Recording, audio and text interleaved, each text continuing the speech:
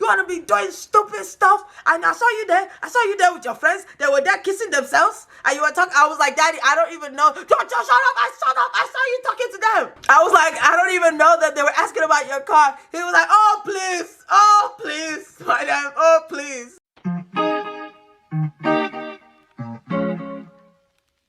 Hi guys, welcome back to my YouTube channel. My name is Comfort. Thank you so much for being with me today. You're back again with another video. If you're new here, welcome. Sorry about the lighting going in and out. But yeah, so today we are going to be going into my story of being a Nigerian American and what it was like for me growing up. Don't forget to like, comment, and subscribe to this video for more. Check out my other videos also. Go ahead and hit that post notification bell so you can know every time I post a video. I post a video at least once a week and I would really appreciate that. Thank you. So let's get started. So first we're going to talk about how I got to the United States. I was not born in America. I was born in Nigeria. I was born in Calabar, Nigeria, Cross River State, Nigeria. I was born there in 1989 and I moved to America when I was 4 years old. So I don't have very many memories of Nigeria before I came to America. The only things that I remember, I've told this story on my channel before in my 50 random facts about me video, that I remember falling out of a car when I was in Nigeria, falling out of a moving car. Those are the only memories that I have. Okay, so cut to, we are in America. We moved to Houston, Texas, downtown Houston, I want to say. I think that's downtown Houston. You know, at the time when you're a kid, you don't know places. I remember just like the hustle, the grind, because by the grace of God, you know, we were blessed. And then we came here. You know, every immigrant knows once you come to America, you kind of got to start, even if you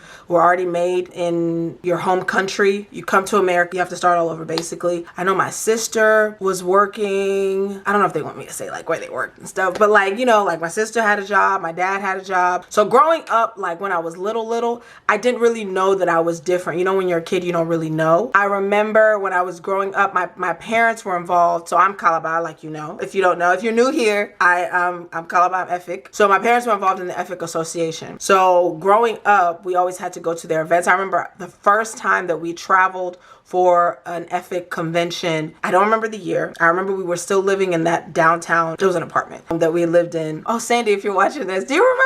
She, the page runner of Culture Efik on Instagram. Go ahead and follow that page if you want to know what's the going on about our Efik youth and, you know, all of that we're trying to build. Also, if you are Efik and, you know, you're between the ages of 21 to 45, please do, you can private message me your information or just leave a comment and I'll reach out to you because we are looking for people to join us and to build and to grow. Let me go ahead and plug that in there and follow Culture Efik on Instagram. So yeah, that's where I first met Sandy and, you know, her parents, you know, obviously our parents have known each other for forever, I'm sure. When I know I was different was middle school.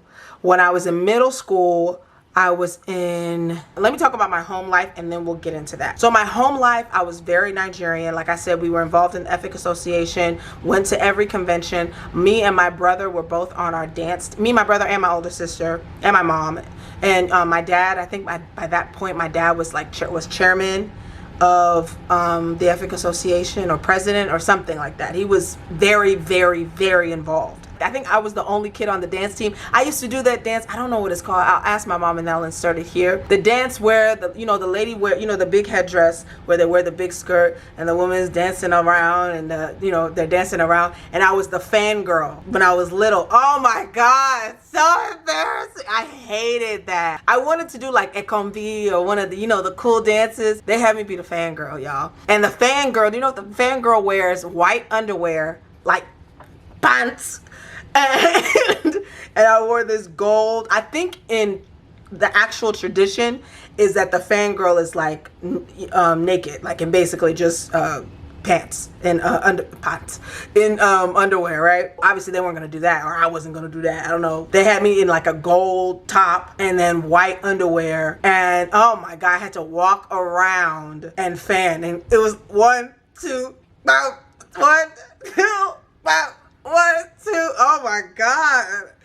Oh my God. If my brother is watching the, do you remember that? And my brother was the sword guy. I don't know what it's called. Forgive me, guys. Forgive my Americanness. I'll ask my mom what the name of these things are and I will place it here as I'm saying it. My brother was the sword guy. He was so good at it too. So good. I don't know, it was a snake guy, something. He would have the sword and he would go, he was so good. He was really, really good. Dang, I wonder if we have any video of that. He was bomb, right? And epic conventions were fun though. Like they were fun. I got to see all my cousins, all our family friends, all the kids. Like my dad was like I said, he was really involved in the Epic Association. So we would have the meetings at our house. So everybody would come over and we get to play. And like, it was fun. It was really fun. I really did love it. Why I'm so determined to build up our Epic youth also, you know. So my home life, I still was very Nigerian. We ate Nigerian food. I had to cook from an early age, like help my mom cook, you know, from an early age. Yeah, like I was very Nigerian in my household. My dad was very adamant, like our name, my full Efik name is Edemawana Chibong Edem. My Christian name is Comfort. My dad, through I think till college, my name in school was Edemawana Chibong Edem. And people used to call me Edem because they could not pronounce. They used to call me Hedeman.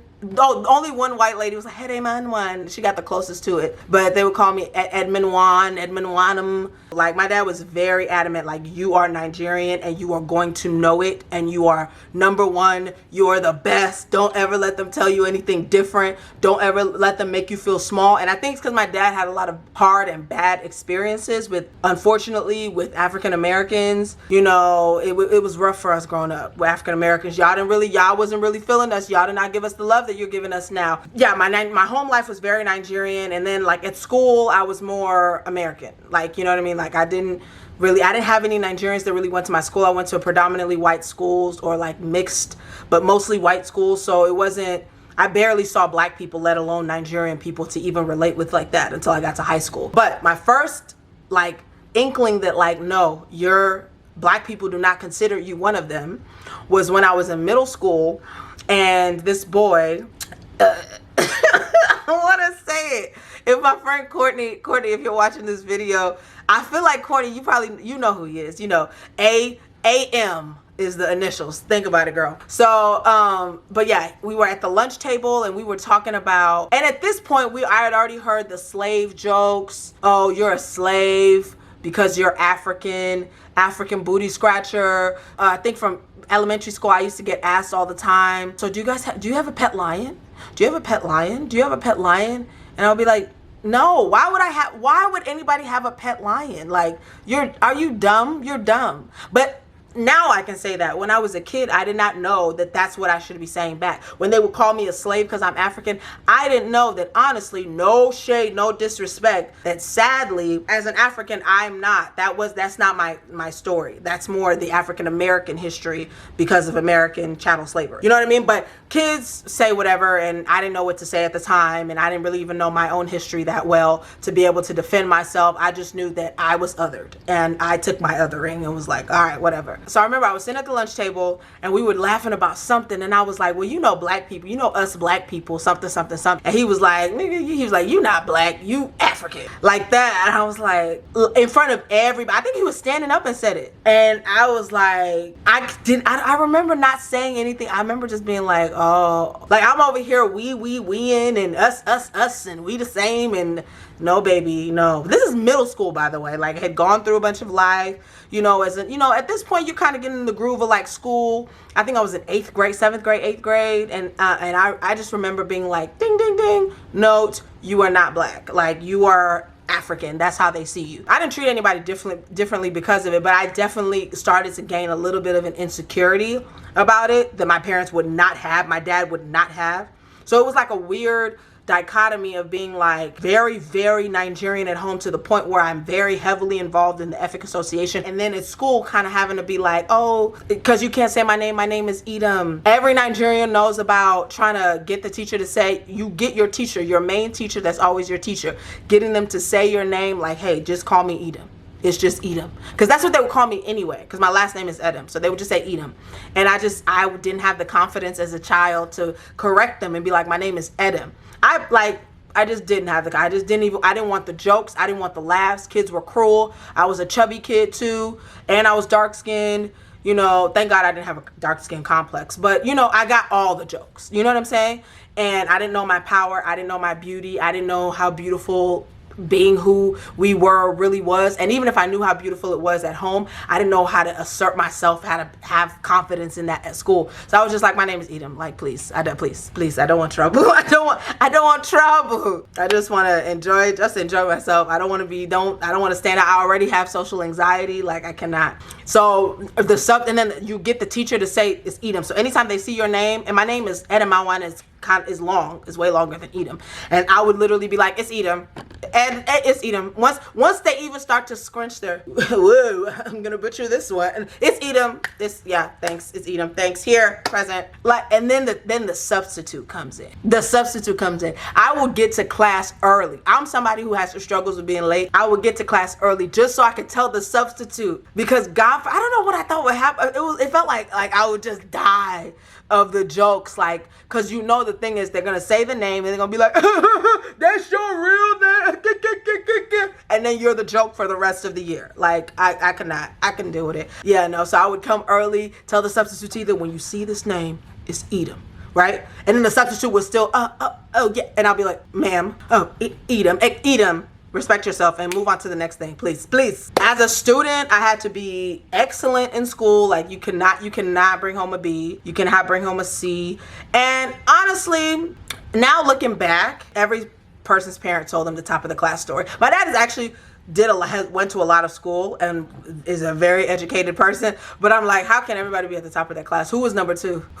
My dad at least told the story how one time he dropped to number 4, and because he was playing and relaxing too much with his cousins, and he got himself together and he bent all of that. You could not bring anything less than a B or a C. I remember one time, I think I got a B in English, and my dad was, don't you speak English? Why would you be guessing B in English? Like that, you cannot. So the standard was still set there. I had to be home before dark. Otherwise, I did the whole punishment. Kneel down, raise your hand, beat you while you're, no. Me personally, my siblings will attest to this. Everybody could take a whooping. I cannot take. I don't understand standing in one place to be beat. I cannot. I will negotiate. I will run. The belt will be broken. The shoe will be broken. Everything. I cannot. I'm so sorry. My parents absolutely threatened me with going to Nigeria, and I would have ran away from home. There's no way. I can't even stand for my parents to hit me, let alone you're gonna send me to Nigeria to be whooped. Absolutely not. No. So oh my God, I couldn't have any male friends. So I remember one time, me and my friend Courtney, hey girl. So I had moved from Sugar Land to Katy, right? Hated it, did not want to move to Katy. I appreciate Katy now, but as a kid, it was, no, trash. I wanted to stay with my friends in Sugar Land. Courtney was like, girl, come to the movies with us, whatever. Courtney was allowed to have friends, male friends. They were just friends, male friends, whatever. So I don't know what happened. So my mom was like, okay, you can go, because I had moved to Katy from Sugar Land, which is like a ways away. So she had to drive me there. So I don't remember what the conversation was, but somehow we went and picked up one of Courtney's friends. I think his name was Jamil.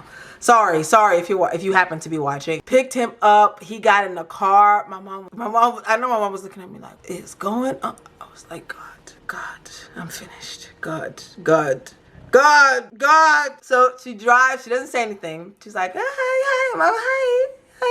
So the movie is, is in the mall. But Courtney was like, oh, you can drop us in front of the mall. Mom was like, huh? I thought you were going to the movies. I was like, yeah, mommy, can you just drop us in front? Yeah, we're gonna take the front entrance to get into the movies. Mom's okay. Mm-hmm. So we get out of the car. So they all get out of the car, so I'm the last to get out. And my mom was like, my dear, make sure you know what you're doing. And I was like, oh God. Genuinely afraid, like nothing. We have fun, but the whole time I'm scared out of my mind. So my dad hears, he's pissed. Like, what do you think you are doing? Maybe Courtney can have male friends, but you cannot. I was like, oh my God. So I was going with Courtney and her sisters. I think we were going to eat or something. And so my dad was like, no, drop her back. Turn that car back around. Drop you at the movie. I'm like, oh my God. I think I'm in high school at this point, right? That's when I moved to Katy in high school. Courtney drops me off. I'm embarrassed, okay? So he drops me off at the movies. I'm sitting by myself. I'm already mad. I'm already embarrassed. I'm already like pissed. I'm just sitting there at the movies waiting for them to come pick me up. Now, my dad had at that time, he had an Escalade, like a very nice, you know, Escalade, whatever. So this couple are sitting there. They're in the corner next to me, kissing themselves. I don't know these people from anywhere. I don't know them from Adam. I don't know them. So I'm walking. So my dad pulls up, and so I'm walking to the car. And so the guy asked me, he's like, hey, what kind of, what size rims are those? I was mad. I was like, I don't know. So I left. I stopped, and then I was like, I don't know. So I went to the car. My dad was like, are you out of your mind? Have you lost your mind? You want to be doing stupid stuff? And I saw you there with your friends. They were there kissing themselves. And you were talking. I was like, Daddy, I don't even know. Shut up. I saw you talking to them. I was like, I don't even know that they were asking about your car. He was like, oh, please. My dad, oh, please. I was so mad. My parents never gave me a sex talk. Ever, right? So the only thing my mom told me, I remember when I got my period for the first time, my mom told me, well, stay away from boys. That was what she said. And then my dad didn't say anything, right? As expected. So one day my dad is watching this Nigerian movie.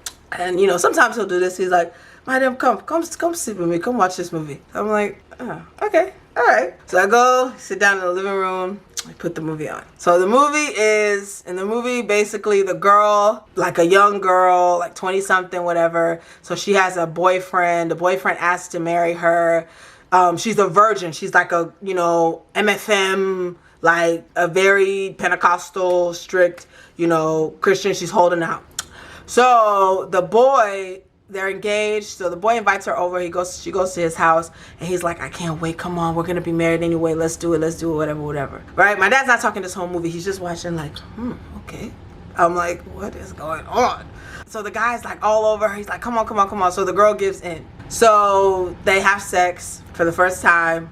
So afterwards, she feels bad. She's like, oh my God, look what you made me do. He's like, what's doing you, whatever. So the girl is like horrified. She can't believe that she did that. Grabs her stuff, runs outside, and immediately is hit by a car and goes straight to hell because she had fornicated. Oh God. And my dad was just like, oh wow, that's sad. Like they show her, she's like burning in hell. Like what? Oh God, somebody help! Like burning in hell, right? And I'm just there like, what is this? What is happening? So he's like, oh wow, that movie was sad. That's crazy, but yeah.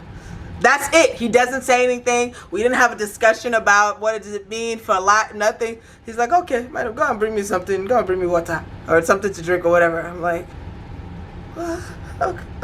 okay, Dad. I'm terrified, but mission accomplished, okay?